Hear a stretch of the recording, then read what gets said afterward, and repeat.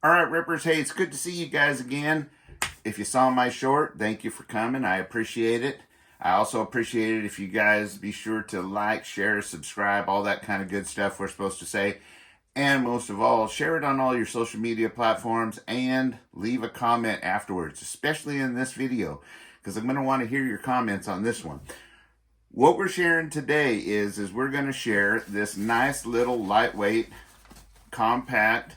Some people might call it an Ifak. Some people might call it a stop the bleed kit. Some people may call it a first aid kit. Kind of depends on what's in it. This one didn't really say what it was, and I tried to look up and find it. Now I found this at my local FFL that I was at, happened to be at, just looking at a few things, browsing, and I thought it was pretty handy unit, right? And it matches the color of my new plate carrier, that kind of stuff, and my carry belt, that kind of thing that we're going to be building in future videos, battle belt, whatever you want to call it. And I thought it was pretty handy. Not so much for what's in it, because I can get what's in it for pretty inexpensive, but basically the way it's made, right? It's something that can go real easy on a belt. It can go on a plate carrier. It can go on a backpack with these these quick mollies right here. And it's all laser cut and everything. I just thought it was a nice clean unit and it would be quick for deployment. Now, that being said, I don't know who makes it necessarily. Now, I looked at all the stuff on the inside and it's from North American Rescue, of course.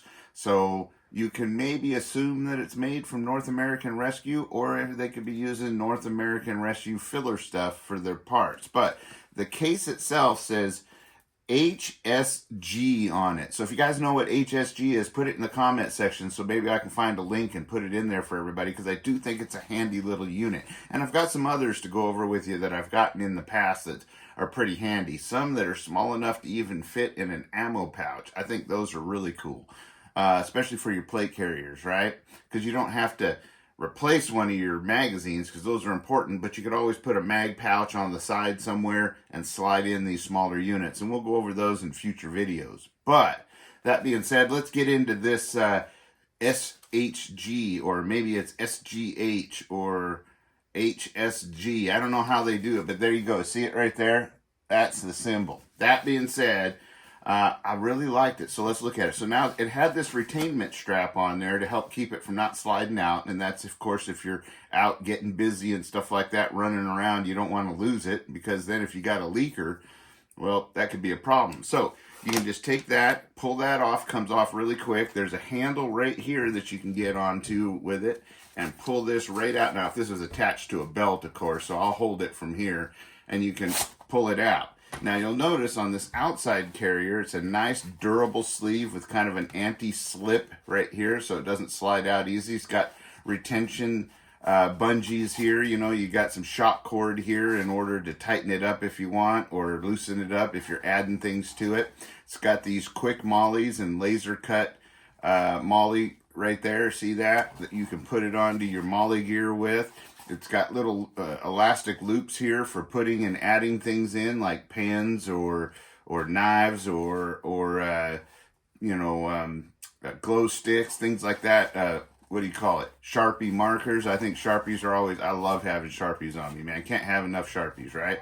And it's got some laser cut on this end as well.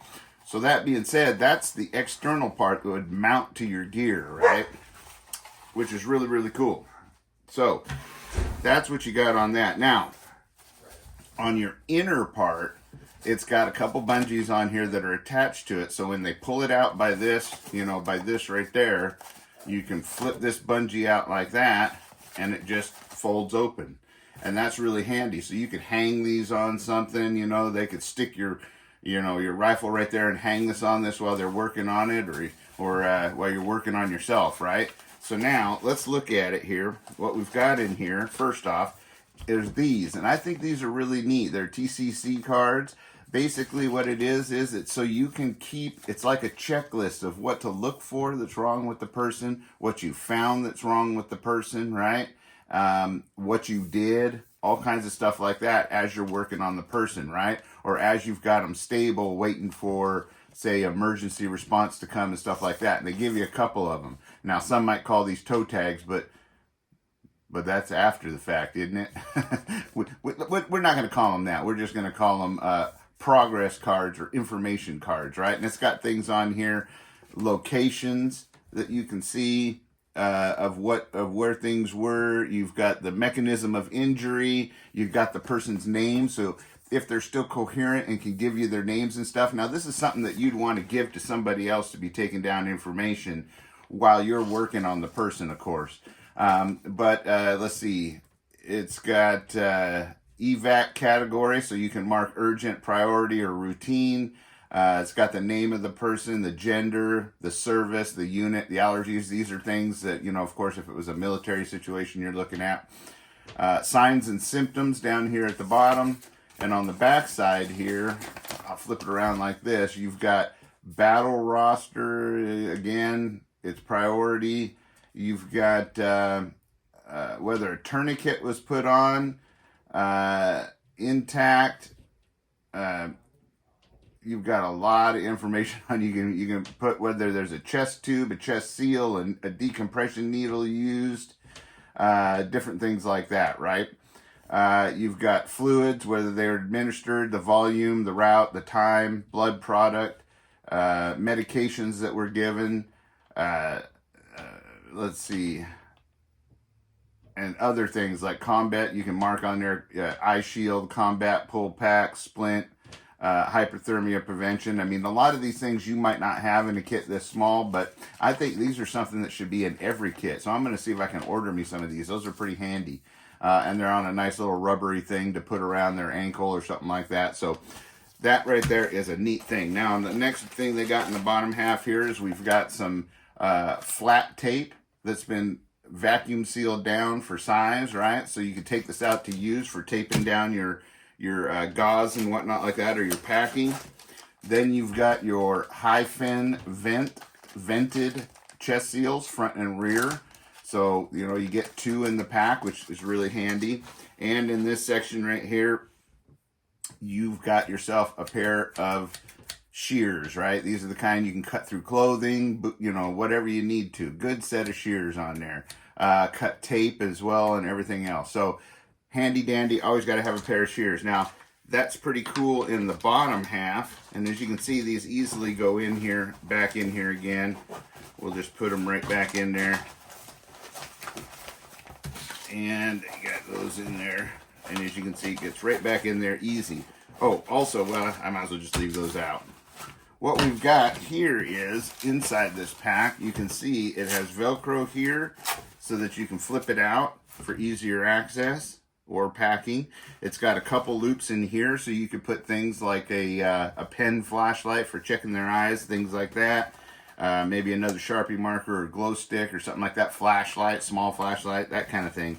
And it's got a little retention here for the next part. So I thought that was pretty handy. Plus, there was still plenty of room in here that you could add a few things, and we'll talk about that in a minute.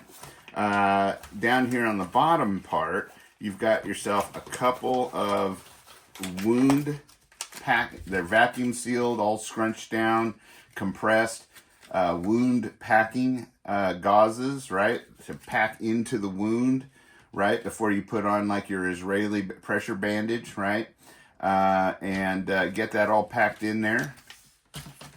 And then you've got your compact Israeli style pressure bandage right there to put on, right? Gives you instructions on the back. I like the way this one has been. Most of them are crinkled down and are pretty big and round, and they're hard to get compact into things. This one has been done flat, which I really like that. I think it's handy. It gives you just enough size for a hole. Like if you get one hole in you. If you got multiple holes in you, well, then we got to talk. But you can put that right in there. I thought that was pretty handy. And again, there's still room for a few more things in there. I thought that was nifty. Then in these you got some upper deals in here. And what you've got in here is they just kept it simple. You've got an emergency blanket in case somebody's going into shock to get them warmed up. That's something that I think in a lot of these cases is a must because shock can be a killer. So you got your survival blanket, and you've got an extra bungee in here for some sort of retainment that you want to use maybe on the outside of the bag and whatnot. You can also put that through on the side here for some reason to hook things on. So that's pretty handy. And on this side, you've got 2 pairs of heavy-duty black nitrile gloves, right? And another bungee little thing like that. So that's what you've got in it. Those are the basics. Now, what I would say is there are some things that can be added. So let's go ahead and put this all back together again real quick.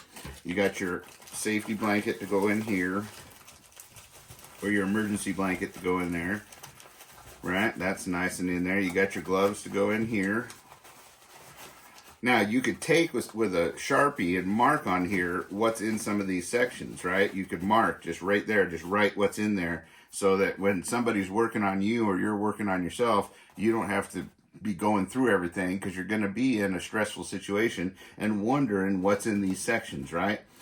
Then we'll put this Israeli bandage back in there, or basically a compression bandage, and we'll put these wound packing gauzes back in there. Yes, sirree. Just like that. And we'll snap that back down in there. Now everything's not all tight and compact in here, so there's still some room. Not for a lot of stuff, because you want to keep it simple. It's going to be going on your belt. This is meant to be a small kit that has the basics. Now, these shears were on the inside, but I'm going to say that we're going to find a way to put in the future these shears on the outside, and that'll be in an upcoming video. We'll talk about that here in just a second. But for now, we'll put them back in there where they went.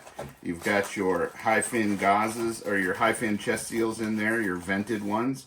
You've got your tape, your compressed tape, and you've got your information tags in there. Now, we can fold this thing back up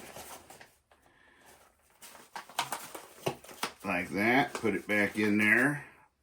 Now, it's got some Velcro and whatnot in there for retainment. If you wanted to, say, you could stick this to something to get it up out of your way, or stick it to the front of the person if they've got Velcro on their chest rig and you're working on them and it flops down so that you can work on them. I think that's a really good idea. And now we're going to take and we're going to put this back into its sleeve, right like that. And make sure that that handle on the other side is accessible so that you can pull it out, right? And then we'll go ahead and we'll put our retention strap on there for active use, right? So that is how that goes. Now, you might want to put those on top of those straps and have it like that, so that way you can undo this. It stays on wherever it's attached, and you pull out the center section. Now, some things I thought of off the top of my head that really are missing from this, and the biggest one, and I know you're all screaming it, is a tourniquet. I thought that was strange that a tourniquet wasn't supplied with this, and it may have been, because I did put one with it, and I can't remember if it came with it or not, but I don't think it did. So we're going to take and we're going to use this shot cord right here, and well, let's do this. Let's put it in before we put this thing in right here. It's a little easier to do, right? So you've got your deal like that. Come on out of there. All right. So we're going to take and we're going to put our tourniquet in there just like that, facing outwards. Now I'm just going to leave it in the wrapper for right now, but you should stage your tourniquets. And then we're going to take this little jobby right here and we're going to stick her back in there.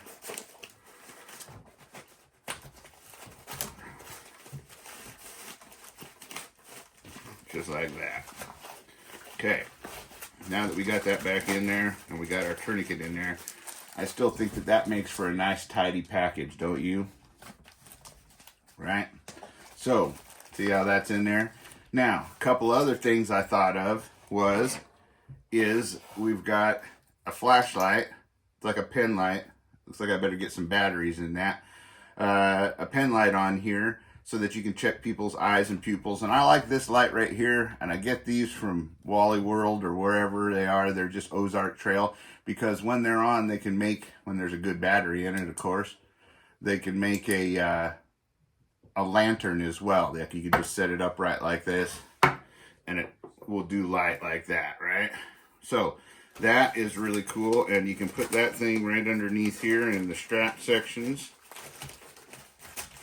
just like that.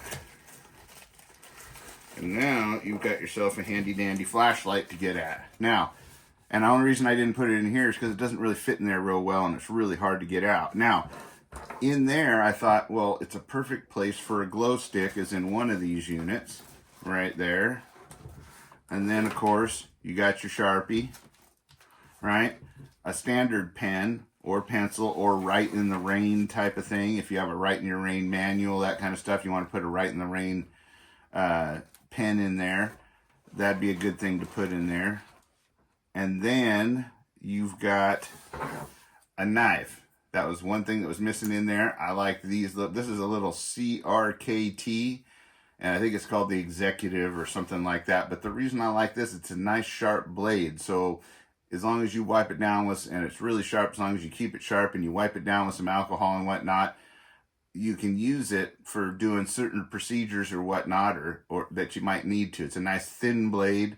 It's also long enough that if you had to have it for a defensive reason, you've got a backup in your gear, and it fits just perfectly right like this in that section right there. Now, the last thing I put, because I like having these on there, is it's just a clip on your hat like this, like, so that I can see, because I'm usually wearing a hat, I can see what I'm doing with my hands free. Now, if you didn't like this style and you wanted to go with a smaller type headlamp, you could probably find a way to attach a more, brighter, more rechargeable type. And we'll see maybe in the next video what we can find. We'll put a more rechargeable type that has the elastic that goes around your head that you can use, because having your hands free, and this light's more for checking eyes and stuff like that, but having your hands free while you're working, especially in the dark, I think is an important thing. Let me know what you guys think down in the comment section. Now I just take this little guy right here and I just clip him on to this shock cord. Oh, wait a minute. Come on. I unstuck it. And then you just take it and clip it onto the shock cord like that. And it goes on there. And then you can just put your initial shock cord around there like that to keep it all handy. Now, there you go. Nice, compact, small. It's about the size of my hand. As you can see, it's not very heavy. But here's what I want in the comment section from everybody. Tell me what you think this is missing that an Ifak or a Stop the Bleed or something like that, or a universal trauma kit should have that will fit in what space is left in here. Now keep in mind, it's going to have to be flat and thin, but let me know what you think was missing from this, and we'll do another video with what I came up I think is missing from this, and we'll review it then and see how everybody came out, right? I can look at your comments, bring it up in the video, let everybody know what ideas you came up with that matched with mine and what ones I came up with that maybe you missed, and then you could build yourself one of these kits as well. So until next time, stay safe, be secure, always be aware of your surroundings, and always carry, right? Staying dangerous and being secure. Until next time, adios and aloha.